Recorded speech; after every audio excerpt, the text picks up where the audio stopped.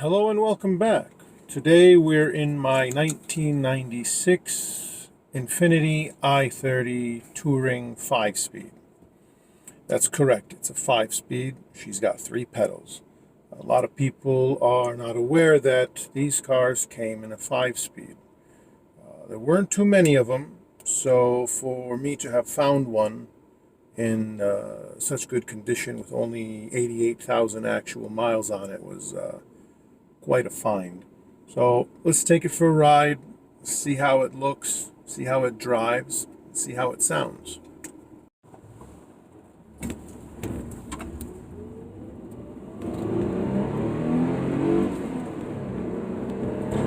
This has the same 3-liter V6 as the 4th gen Maxima, which this is based on. It's a 190 horsepower, 205 foot-pound of torque. Definitely much more refined, much smoother than the 3rd gen Maxima's 3-liter V6. And a lot more power, definitely. And when paired with the 5-speed, it's definitely much more fun to drive than the automatic variant. I believe the biggest letdown of this car, well, a couple of them, is the shifter's a little notchy. It's not as smooth as some of the other 5-speeds or the other manual transmissions. The clutch is a little too light, so while you're trying to engage, it grabs before you would like it to. And it's front-wheel drive.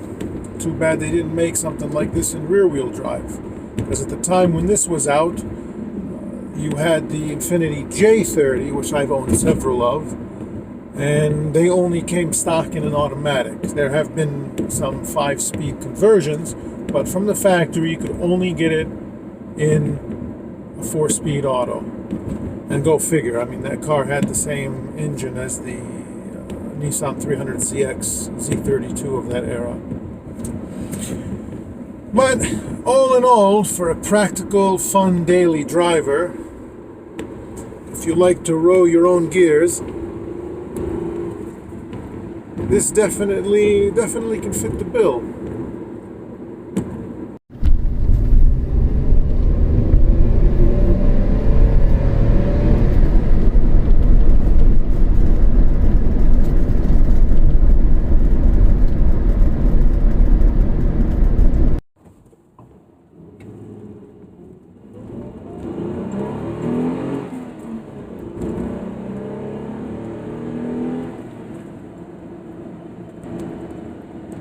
Not bad.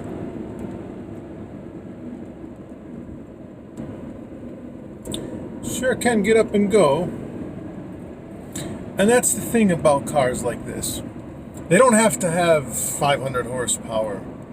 Heck, this thing barely doesn't even have 200. But they're just fun to drive, especially when it's a manual. You get to control the car more. You get to be more involved. And there's something about it. You get to use all the horsepower all the time. It's something that only people who are truly avid of automobiles would understand. You know, you get in and you go for a drive just for the sake of driving.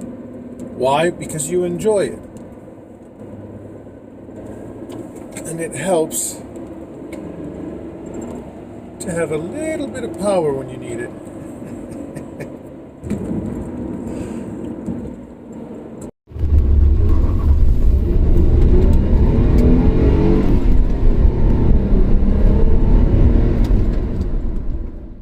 One of this car's strongest traits is its ease of use and reliability. These cars are known for having 300,000 miles on them without any issue mechanically whatsoever. Unfortunately, the biggest issue with these cars is the rust. That's why it's quite difficult to find them in the northern states still in decent shape. There's one thing this car could probably use is better sounding exhaust system. It's maybe a little too quiet. Then again, I'm sure this car wasn't designed with burbling exhaust in mind.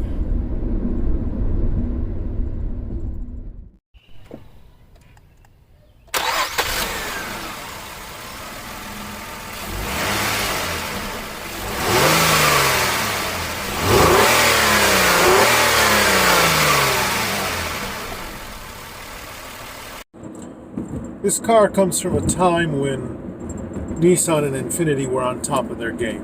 300ZX, 300ZX twin turbo were still in production. Maxima SE was one of the driver's best choice for a four-door sedan. The VQ, which is the engine that powers this as well, was one of Ward's top 10 engines. And the list goes on. They were making some good cars during that time. The quality was good, the fit and finish was good,